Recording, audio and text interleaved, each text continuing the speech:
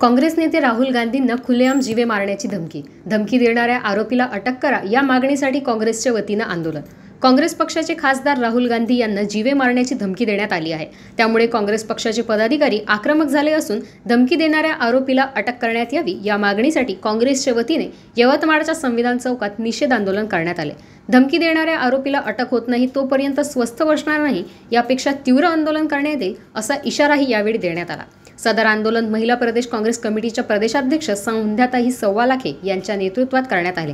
यावेळी माजी नगरसेवक जावेद अन्सारी, बाळासाहेब मांगुळकर, चंदू चौधरी, उषा दिवटे आदी उपस्थित होते। आपल्या सर्वांना माहिती आहे की देशाच्या सर्वोच्च सभागृहाचे विरोधी पक्षनेते आदरणीय राहुलजी यांना जीवे मारण्याची धमकी ज्या पद्धतीने बोलल्या गेलेला आहे आणि ज्या पद्धतीने माजी पंतप्रधान, एक महिला म्हणून आणि देशाच्या माजी पंतप्रधान म्हणून इंदिराजीबद्दल त्यांनी बोललं की ज्या पद्धतीने तुमच्या आजीला त्या पद्धतीने तुम्हाला, म्हणजे या देशामध्ये तुम्ही काय आतंकवादी पद्धत लावली की काय, ज्या पद्धतीने तुम्ही बोलता आहात ते कोण आहे हे तरी तुम्हाला माहिती आहे काय? सर्वोच्च सभागृहाचे विरोधी पक्षनेते आहे आणि त्यांच्याबद्दल जी वाच्यता केली त्या सर्वोच्च सभागृहाच्या सदस्याची ज्या पद्धतीने सुरक्षा केली पाहिजे ती सुरक्षा पंतप्रधानांनी करायची असते। आणि जर पंतप्रधान यांना पाठीशी घालत असेल तर महाराष्ट्रामध्ये मोठं आंदोलन होईल, देशामध्ये मोठं आंदोलन होईल आणि ज्या पद्धतीने तुम्ही वाच्यता केली आहे त्याला तर तात्काळ अटक आम्ही आंदोलन करायच्या आधीच व्हायला पाहिजे होती,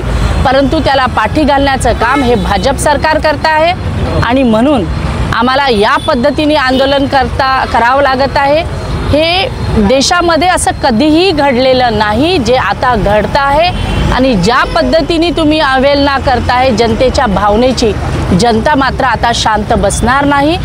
जोपर्यंत त्या मारवाला अटक होत नाही तोपर्यंत महाराष्ट्रातली जनता शांत बसणार नाही। पंतप्रधानांना मला वारंवार एक प्रश्न करायचा आहे की तुम्ही त्यांना अटक आतापर्यंत का केली नाही, त्यांना पाठीशी घालण्याचं काम तुम्ही का करता आहे, हा फार मोठा प्रश्न देशातील जनतेला पडलेला आहे। आम्ही या सर्व घटनेचा निषेध या ठिकाणी नोंदवतो आहे।